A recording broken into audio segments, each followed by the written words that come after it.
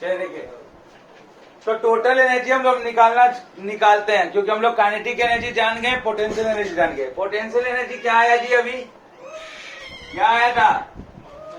-2 of kinetic energy अब plus kinetic energy अभी आया, यानी क्या हो गया? -2 kinetic energy plus kinetic energy क्या आ गया? माइनस काइनेटिक एनर्जी आ गया। अब माइनस काइनेटिक एनर्जी कितना होता है? 13.6 बदला गया वो मेरा, Z² by n² electron volt. ठीक है, यानी आपका टोटल एनर्जी, काम करो ना, रूम बंद करो, तो आवाज बहुत ज्यादा आ रहा है। टोटल एनर्जी क्या आया इलेक्ट्रॉन का इन एनी सेल? क्या आया? अरे कोई भी सेल में इलेक्ट्रॉन का एनर्जी तो होता नहीं है। सेल का एनर्जी तो क्या होता है? सेल इलेक्ट्रॉन का एनर्जी तो कांस्टेंट। तो हम लोग क्या बोलेंगे? Total energy of electron in any shell, कोई भी सेल क्या होना चाहिए? हमेशा क्या होना चाहिए? शुड बी क्या होना चाहिए? नेगेटिव। अरे टोटल एनर्जी क्या आया आपको? नेगेटिव के टर्म में आया। मतलब क्या होगा टोटल एनर्जी? मतलब जो भी इलेक्ट्रॉन, ये हम लोग किसका एनर्जी? काइनेटिक एनर्जी पढ़ रहे हैं, किसका? सेल का। ठीक है, पोटेंशियल एनर्जी पढ़ रहे क्या? किसका? सेल का। तभी तो सेल का क्यों पढ़ रहे हैं? तभी तो एन और जेड के टर्म में बता रहे हैं। तो यानी ये जो टोटल एनर्जी आया आपका क्या आया? नेगेटिव के टर्म में आया। तो नेगेटिव टर्म में आया, इसका मतलब आपको क्या समझ में आया? कि भैया टोटल एनर्जी यानी जो इलेक्ट्रॉन का जो एनर्जी होगा कोई भी सेल में, वो हमेशा क्या आएगा? नेगेटिव ही है। टोटल एनर्जी किसको बोलते हैं? मैकेनिकल एनर्जी को। जैसे कल हम एग्जांपल बता रहे थे ना कि एक बॉल है जो यहाँ पे पोटेंशियल एनर्जी लेकर रखा हुआ है 5 जूल। अभी बॉल जैसे जैसे गिरा यहाँ पर आ गया, मान लो पोटेंशियल एनर्जी यहाँ पर 3 जूल हुआ, तो पोटेंशियल एनर्जी 5 जूल से 3 जूल बना, यानी 2 जूल कहाँ किसमें चेंज हो गया? तो 2 जूल जो है वो काइनेटिक एनर्जी में चेंज हो गया। तो यहाँ पर काइनेटिक एनर्जी कितना होगा? तो रेस्ट के कारण काइनेटिक एनर्जी क्या हो गया? 0। मोशन में ना काइनेटिक एनर्जी होता है। इसी तरह जब ग्राउंड पे गिर गया, ग्राउंड से गिरने से पहले पोटेंशियल एनर्जी क्या हो गया? 0, और काइनेटिक एनर्जी क्या हो गया? 5 जूल। तो ये जो हुआ एनर्जी ट्रांसफर हुआ इसी को। तो लेकिन आप तुम देखो सब जगह तीनों केस में देखो टोटल एनर्जी यहाँ कितना था? 5। टोटल एनर्जी कितना था? 5। यहाँ टोटल एनर्जी कितना था? 3 2 5। यहाँ टोटल एनर्जी कितना था? 5। टोटल एनर्जी में तो कोई चीज का फर्क नहीं ना पड़ा। तो वही बता रहे हैं टोटल एनर्जी क्या होता है कि इलेक्ट्रॉन जब सेल में मूव करेगा तो उस समय जो एनर्जी होगा वो काइनेटिक एनर्जी होगा मोशन के कारण। वो कितना होता है? 13.6 Z² बाई n²। इलेक्ट्रॉन को अगर न्यूक्लियस खींचेगा, फोर्स ऑफ अट्रैक्शन लगाएगा, तो उस समय में क्या एनर्जी होगा? Potential energy. दो चार्ज के बीच में कौन सा एनर्जी होता है? Potential energy. उस समय कितना एनर्जी होगा? तो -2 × 13.6 Z² बाई n²। लेकिन जब टोटल एनर्जी हम काउंट करने लगे तो कितना आया? -13.6 Z² बाई n² इलेक्ट्रॉन को। यानी क्या आया? ये माइनस का मतलब क्या है कि बेटा तुम्हारा कहीं भी टोटल एनर्जी जो है, देखो ये टोटल एनर्जी, ये टोटल एनर्जी, ये टोटल एनर्जी, तो यहाँ टोटल एनर्जी 5 आ रहा है। इसका मतलब क्या हो गया कि हर जगह टोटल एनर्जी क्या होगा? पॉजिटिव इन नेचर होगा। तो टोटल एनर्जी मतलब सेम, हर जगह सेम होगा टोटल एनर्जी। तो टोटल एनर्जी नेगेटिव का मतलब क्या हो गया? तो कोई भी सेल में जाए एनर्जी इलेक्ट्रॉन, उसका टोटल एनर्जी हमेशा किस में आएगा? नेगेटिव में आएगा, पॉजिटिव बन ही नहीं सकता। टोटल एनर्जी कोई भी सेल का क्या होगा? हमेशा नेगेटिव होगा, पॉजिटिव बन ही नहीं सकता। ठीक है, एनर्जी इलेक्ट्रॉन का जो टोटल एनर्जी होगा, potential energy plus kinetic energy, क्या होगा? हमेशा नेगेटिव में ही रहेगा, पॉजिटिव बन ही नहीं सकता। ठीक है, देखिए इलेक्ट्रॉन के ऊपर क्या चार्ज है? नेगेटिव चार्ज है। अरे इलेक्ट्रॉन के ऊपर क्या चार्ज है? नेगेटिव चार्ज है। इसके ऊपर कौन सा चार्ज है? नेगेटिव चार्ज है। और न्यूक्लियस के पास क्या चार्ज है? पॉजिटिव चार्ज है। ये इसको खींचेगा अपनी ओर, किस वजह से? इलेक्ट्रोस्टैटिक फोर्स ऑफ अट्रैक्शन से खींचेगा। अरे खींचेगा, ताकत लगाएगा तो वो इधर आएगा। तुमको हम अगर खींचे इधर, हम इसको इधर हम अगर खींचे टेबल को, तो आएगा। खींचेगा, क्या हुआ? Force into displacement, work done किया कि नहीं किया? और वो वर्क डन किस वजह से किया, क्योंकि उसके पास वो एनर्जी था, amount of energy, capacity to do work is called energy. कोई काम करने का क्षमता को एनर्जी बोलते हैं। अगर वो काम किया है मतलब उसके पास एनर्जी है, तो वो किसके बराबर आ जाएगा, वर्क डन एनर्जी के बराबर आ जाएगा। अब दो चार्ज के बीच में जो एनर्जी आया वो कौन सा एनर्जी है, किसकी वजह से एनर्जी पैदा हुआ, due to electrostatic force of attraction.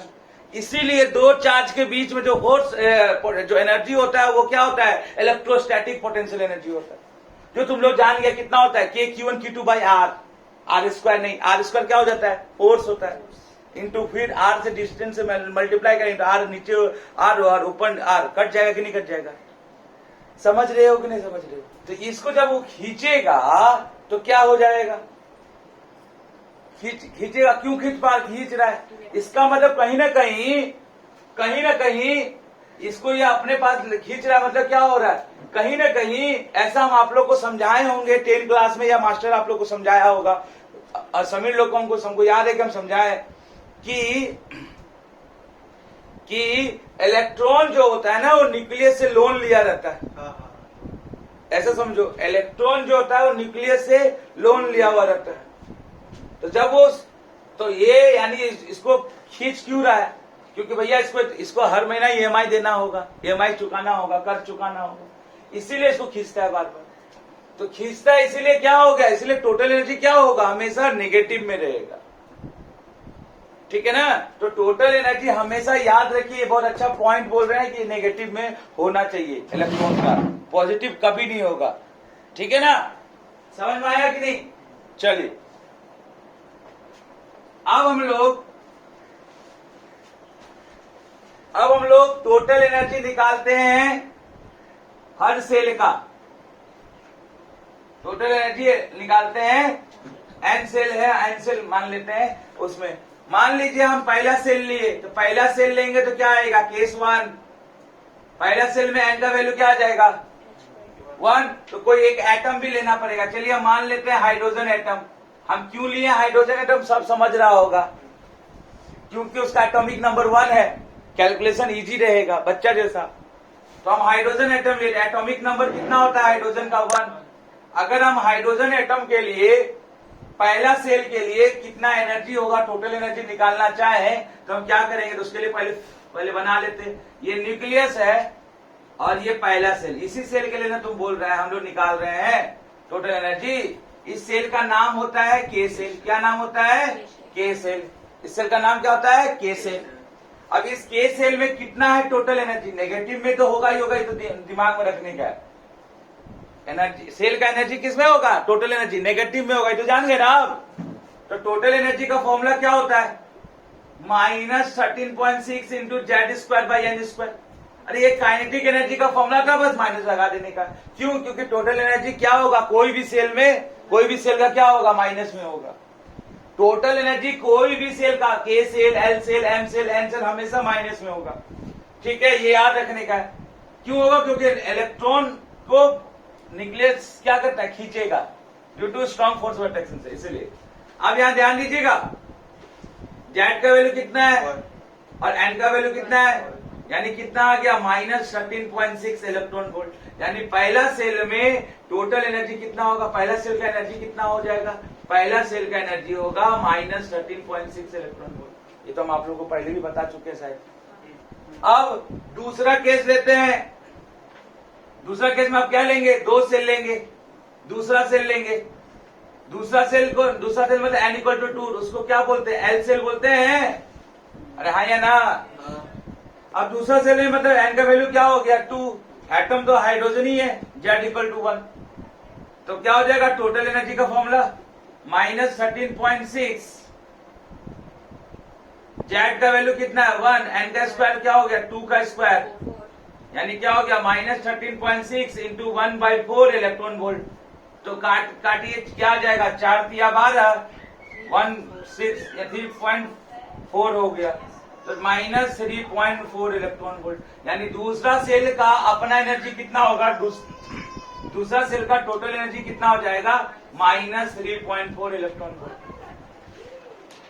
यानी आप एक चीज सोचे, एक बात, -13.6 से डायरेक्ट कौन सा एनर्जी आ रहा है, -3.4, इसका मतलब बीच में तो बहुत सारा नंबर आया होगा, वो सब नहीं आ रहा है। तो याद करो बोर का मॉडल था ना, क्या था कि इलेक्ट्रॉन उसी ऑर्बिट में घूमेगा जिस ऑर्बिट में एंगुलर मोमेंटम h/2 पाए, हर ऑर्बिट में इलेक्ट्रॉन नहीं घूमेगा। तो देख लो उसी हिसाब से देखो एनर्जी भी तो आ रहा है, एनर्जी तो पूरा कंटिन्यू आना चाहिए ना।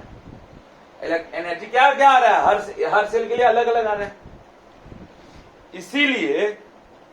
इसीलिए जो है एटॉमिक स्पेक्ट्रम जो होता है लाइन स्पेक्ट्रम होता है या डिस्क्रीट है, क्योंकि उसमें कुछ कुछ रे दिखाई देता था ना, इसलिए देखो कुछ कुछ रे दिखाई दे रहा है, इसलिए कुछ कुछ एनर्जी दिखाई देगा। तो बताए थे ना, घर में नहीं पढ़िएगा ना तो आप भूलते जाएंगे और आपको कुछ नहीं समझ में आएगा, और आप पढ़ना आप चालू हो गया लास्ट क्लास से इम्पोर्टेंट, और आप अपना कैरियर खराब कर रहे हैं अगर नहीं पढ़ रहे हैं तो। कोई नहीं बचाएगा दुनिया में, बता दे रहे हैं, अगर एटॉमिक स्ट्रक्चर गया खराब तो। ठीक है। इसी तरह अगर हम लोग केस नंबर 3 ले लेते हैं, पूरा डाटा हुआ होना चाहिए, n equal to 3, atomic number तो हाइड्रोजन का ये 1 है, तो क्या हो जाएगा टोटल एनर्जी माइनस 13.6, जेड का वैल्यू 1, एन का वैल्यू 9 हो गया, यानी कितना आ जाएगा लगभग माइनस 1.81 के बराबर आ जाएगा। ठीक है, 1.81 होगा कि 51 होगा, 51 के बराबर आ जाएगा। ठीक है, केस नंबर 4, यानी हम क्या बोलना चाह रहे हैं, अगर आप एक और सेल लिए इसको हम लोग क्या बोलेंगे n इक्वल टू 3, यानी m सेल। अब इस सेल में कितना एनर्जी होगा तो माइनस 1.51 इलेक्ट्रॉन वोल्ट। और एक चीज और, आप एक चीज देख रहे हैं, एक चीज और, -13 से डायरेक्ट कहां आ रहे हैं -3, मतलब बहुत बड़ा एनर्जी लेवल का गैप है। फिर उसके बाद गैप उतना बड़ा नहीं है, देखो फिर क्या छोटा छोटा एनर्जी का गैप है, लेकिन देखो 13 से डायरेक्ट 3 पे आ रहे, यानी पहला से दूसरा सेल में जैसे गए तो बहुत बड़ा गैप होगा एनर्जी का, बहुत बड़ा एनर्जी का गैप। देखो ना -13 से -3 पे आ रहा है, यानी बहुत बड़ा एनर्जी का गैप है कि नहीं है। अरे देखो यहाँ डाटा पे देखो, -13 से -3 बहुत बड़ा एनर्जी का गैप है कि नहीं।